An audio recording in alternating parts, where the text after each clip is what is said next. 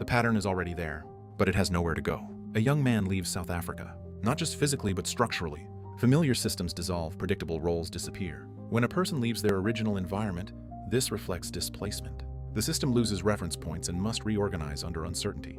There is no stable identity here, no fixed position. When context changes, this reflects identity destabilization. The system must update how it understands itself in relation to the world. He moves through Canada toward the United States.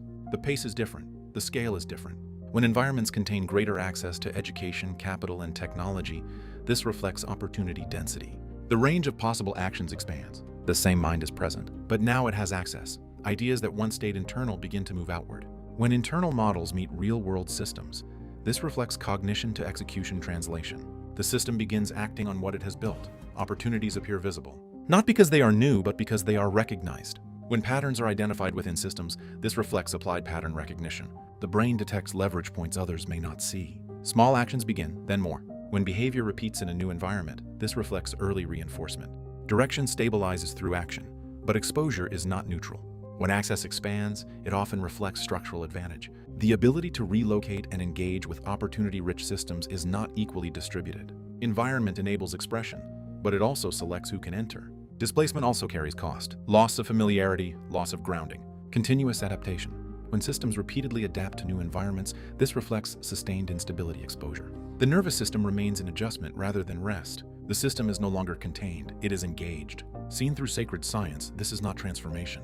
This is activation under unequal conditions. What was built in silence now has space to act, and so the pattern unfolds. Displacement becomes destabilization. Destabilization becomes adaptation. Adaptation becomes access. Access becomes activation. Activation becomes direction. The problem was never just, why did relocation change the trajectory? The problem was, what happens when a prepared system enters an environment that allows expression, but not equally? Each moment does not create capability, it reveals it. And so we realize, environment determines what can be expressed. Access expands action but is not equal. Recognition drives movement toward opportunity. Displacement creates both activation and instability. So we ask ourselves, what environments am I in and what do they allow?